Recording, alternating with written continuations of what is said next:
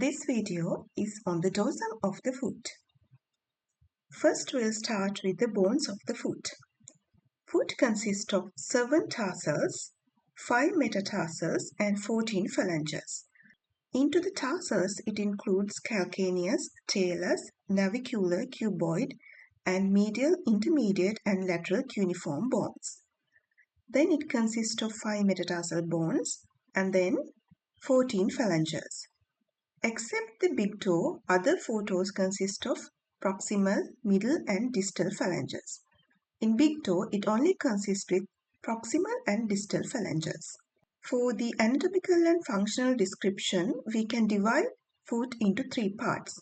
One is hind foot, consists of talus and calcaneus, and the next is midfoot, consists of navicular, cuboid and 3 cuneiform bones. The last part is the forefoot, consists of metatarsals and the phalanges. So the dorsum of the foot is opposite the plantar aspect. Plantar aspect is which touches the ground and above is the dorsal aspect. We'll start from the skin and go deeper. Skin of the dorsal aspect is thin and is less sensitive than the skin in the plantar aspect. So the superficial fascia or the subcutaneous tissue consists of little fat, therefore the edema is marked on the dorsal aspect. Deep fascia covering the dorsal aspect is thickened proximally as inferior extensor retinaculum, and the deep fascia continues with the plantar fascia, deep fascia of the sole, over the lateral and posterior aspect of the foot. So deep fascia is thickened proximally as the inferior extensor retinaculum, which is this, you can see here. It is Y-shaped structure. It has stem and 2 limbs. The inferior extensor retinaculum arises from the upper lateral surface of the calcaneus, and then it divides into 2 limbs, upper limb and the lower limb. The upper limb is attached to the medial malleolus and the lower limb blend with the plantar aponeurosis under the medial longitudinal arch. So all the extensor tendons pass beneath this inferior extensor retinaculum enclosed in synovial sheath. The function of the inferior extensor retinaculum is it binds down the underlying extensor tendons and prevents bowstringing. About the cutaneous innervation of the dorsum is supplied by 4 cutaneous nerves. Lateral aspect is supplied by the sural nerve, and the most of the dorsum is supplied by the superficial peroneal nerve, except the first cleft supplied by the deep peroneal nerve, and the medial aspect is supplied by the saphenous nerve. On the dorsal aspect, we can describe the venous drainage by superficial venous drainage and the deep venous drainage. First, we will discuss what is the superficial venous drainage of the dorsum of the foot. So the superficial venous drainage starts with the dorsal digital veins. So each toe has 2 dorsal digital veins. Here you can see clearly. Then each join with corresponding vein of the adjacent toe to form the dorsal metatarsal vein.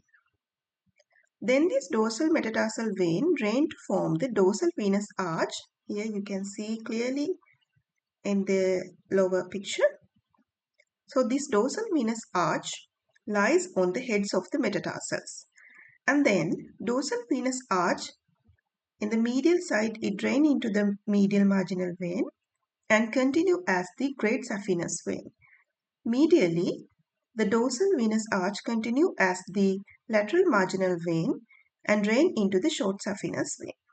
Not only the dorsal aspect, this dorsal venous arch receive blood from the sole of the foot through the marginal and interosseal tributaries. So what is a deep venous drainage? So there are veins accompany the arcuate and dorsal arteries on the dorsum, and this accompanying vein form the anterior tibial vein. So this is the deep venous drainage of the dorsum. Then we'll talk about the arterial supply to the dorsum. Main source of arterial supply is through the dorsalis pedis artery. So this is a continuation of the anterior tibial artery. Anterior tibial artery in the leg located deeply on the interosseous membrane, and it becomes superficial just above the ankle joint between the extensor hallucis longus and tibialis anterior tendon. Then it continues over the dorsum as the dorsalis pedis artery.